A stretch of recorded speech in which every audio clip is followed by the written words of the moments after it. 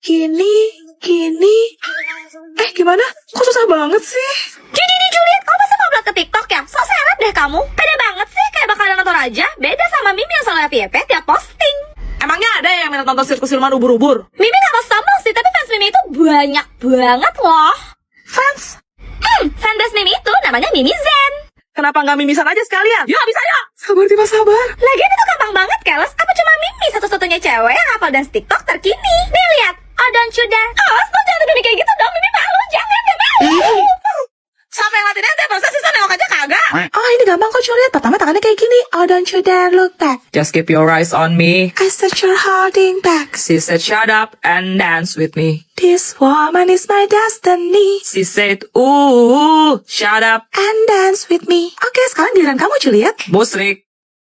Oh, don't you dare look back. Just keep your eyes on me. I said you're holding back. She said, shut up and dance with me. This woman is my destiny. She said, ooh, shut up and dance with me.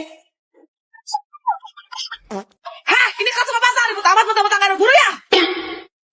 Sekarang ibu mau tanya, siapa di antara kalian yang ngerasa bodoh? Silakan berdiri. Gak ada nih, jadi kalian udah ngerasa pintar semua. Kamu ngerasa kamu bodoh, Elliot? Oh enggak, Bu. Terus kenapa kamu berdiri? Elliot kasihan, lihat Bu Tifa berdiri sendirian. Keluar kamu dari sini! Aduh, padahal lihat aku baik loh. Wih, ada abang mainan jual di depan gerbang sekolah tuh. Bang! Mau beli apa, Dek? Pilih aja. Wih, ini apaan, Bang? Shh, diem-diem ya. Ini senjata rahasia gelembung sabun, Dek. Piu, piu, piu, piu, piu, piu, piu. Keren, mau dong, Bang. Bungkus, berapa duit tuh, Bang? Buat Adek, abang kasih murah, 50.000 aja. Nih, makasih ya, Bang. Loh, Dek, gak bisa dong bayar pakai mainan gini. Hah? Kenapa nggak bisa, Bang? Ini apa emangnya? Mainan. Ya udah, nggak sama-sama mainan, Bang. Gimana sih? Itu kemarin buat Abang aja. Makasih ya. Loh, Elliot pulang. Mama ngapain, Mah? Lagi nyabut uban. Kenapa rambutnya warna putih gitu, Mah? Ya karena kamu, Elliot. Hah? Kok aku?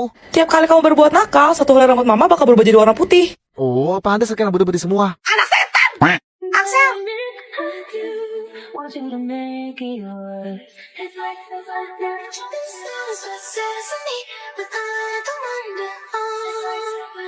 Loh, aku di mana ini? Selamat datang di gerbang akhirat, wahai. Ada, cakap-cakap nge-lag. Elliot Stormhold. Apa? Berarti aku udah koit dong. Silakan baris di sana untuk antri pemeriksaan ya. Tunggu bentar. Dari tadi aku penasaran deh. Kenapa di dinding itu ditempel jam banyak banget sampai penuh gitu? Itu buat apa? Oh itu. Itu adalah jam kebohongan. Setiap orang di dunia ini masing-masing punya satu dengan nama mereka yang tercantum dalam catatan dosa. Setiap kali manusia berbohong, jarum jamnya akan bergerak. Oh gitu. Terus itu punya siapa? Kok diam aja? Itu milik seorang gadis cantik berambut pink bernama Leticia Sharon. Artinya dia tidak pernah berbohong seumur hidupnya. Wah, nggak nyangka. Dia emang terbaik sih. Terus yang itu? Itu milik seorang anak laki-laki bernama Axel North. Dia hanya berbohong 2 kali sepanjang hidupnya. Aneh. Dari tadi aku nyari punya aku kok nggak nemu-nemu ya? Kebetulan emang jam kamu nggak dipajang di sini sih. Lah terus di mana? Di surga teratas saya lihat di ruangan Tuhan dipakai sama Tuhan sebagai kipas angin. Hah? Selamat masuk neraka jalur prestasi. Ada bukski video hayu. Woi, tidur mulu lu, males banget dah, pantas tuh otak jalan. Kecerdasan tuh nggak diukur dari sana, keles. Hah, terus lo pikir lo pintar? Oh jelas. Mantuk banget gua. Hah, taruhan, gini deh buat buktiin, kalau lo bisa jawab pertanyaan dari gua bakal kasih lo duit. Gak mau lagi males mikir. 500.000 loh. Lo ngeremehin bapak gua ya? Segitu mah gak ada setengah dari uang jajan gua sehari. 5 juta. Menarik. Naikin ke 10 juta bos, baru kita bicara. Hah, gini aja deh biar adil. Kalau lo gak bisa jawab pertanyaan dari gua, lo cukup bayar 100.000. Tapi kalau gua gak bisa jawab pertanyaan dari lo, gua bakal bayar lo 10 juta. Deal? Deal. Berapa jarak dari bumi ke matahari? Nih.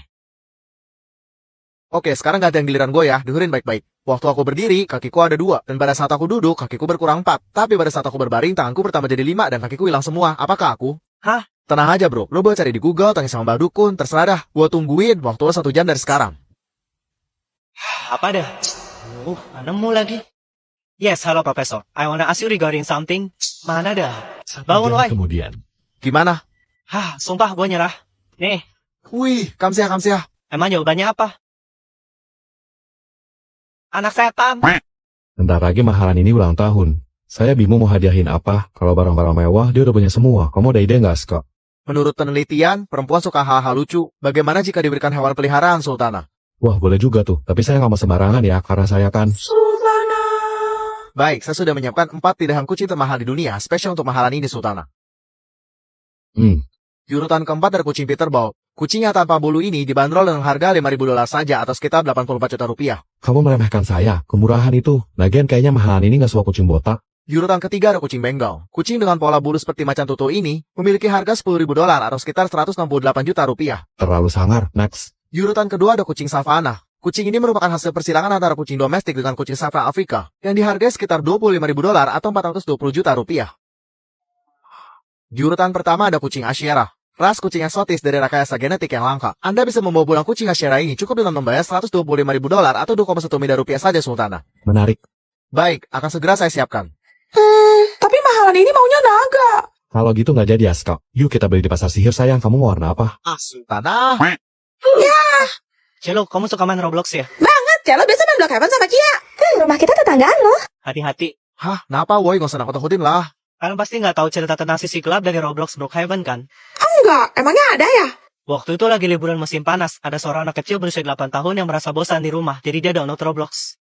Terus? Dia memutuskan untuk main Brookhaven. Dia masuk ke salah satu server. Tapi pas dia keliling, kok sepi, kayak cuma dia satu-satunya pemain di sana. Akhirnya dia menjelajah eksplor jauhan, sampailah dia ke hutan. Di sana, dia nemuin 5 orang pemain, yang semuanya berwarna hitam. Mereka mengelilingi api unggun, kayak lagi ritual gitu. Disamperinlah sama dia, buat nyapa ngajak main, tapi dia malah diusir. Mereka bilang, Pergilah sama kau masih bisa. Waduh, anak itu bercanda, kalian lagi cosplay penyihir ya? Tapi tiba-tiba koneksinya terputus dan dia langsung keluar dari game. Kok bisa? Anak itu juga mendadak mendapat pesan pop-up dari iPad-nya, yang berbunyi, Kami sudah memperingatkan. Salam saat dia mencari tahu, salah seorang di forum bilang, kalau itu adalah sekte berbahaya. Dia disuruh meninggalkan iPad-nya dan segera pergi dari rumah itu sekarang juga, kalau ia ingin selamat. Patung. Anak itu pun ke rumah neneknya. Besoknya, ia mendapatkan kabar bahwa ayah dan ibunya sedang berada di kantor polisi. Karena mereka menyaksikan ada seorang anak berusia 8 tahun yang sedang diculik oleh sekelompok orang berpakaian hitam di sekitar area rumah mereka. Ya, malah hujan dong. Tadi kan rencananya abis ini kita mau pergi. Iya, padahal sih udah ngebayangin jalan-jalan, menikmati pemandangan, tapi... Kalau dari segini mah yang ada macet doang. Ini wifi apa lagi busuk banget. Pinjam paket data bro. Lah, lu juga gak ada signal dong. Aduh, makin suntuk dah. Aksel, cerita dong, apa kek? Kalian udah pernah dengar soal rumah Darmo? Kalau nggak salah itu bukan yang angker di Surabaya ya? Betul. Rumah mewah yang awalnya milik sebuah keluarga kaya raya yang konon katanya melakukan pesugihan alias persekutuan dengan setan. Terus, Tapi suatu hari di malam satu suro, keluarga itu tidak bisa menepati perjanjian mereka untuk memberikan tumbal manusia. Lalu mereka memutuskan untuk berbuat curang. Maksudnya? Mereka malah mengganti tumbal, menukarnya dengan hewan. Waduh, Kemudian keluarga tersebut buru-buru melarikan diri menggunakan jalur laut. Tapi sayangnya kapal yang mereka tumpangi tenggelam dan belum ditemukan hingga saat ini. Rumah Dharma kosong itu juga sempat disewakan, namun naas penghuni baru yang terdiri dari 8 orang harus tewas secara mengenaskan di tangan perampok. serius? Hal itu disebut-sebut sebagai kutukan bagi siapapun yang nekat mendiami rumah Darmo. Kok tiba-tiba Cia merinding ya? Serem Akhirnya pada tahun 1997, rumah Dharma yang mewah serta luas itu habis terbakar tanpa sebab yang jelas, dan hanya menyisakan puing-puing bangunan saja yang semakin menambah kengerian tempat.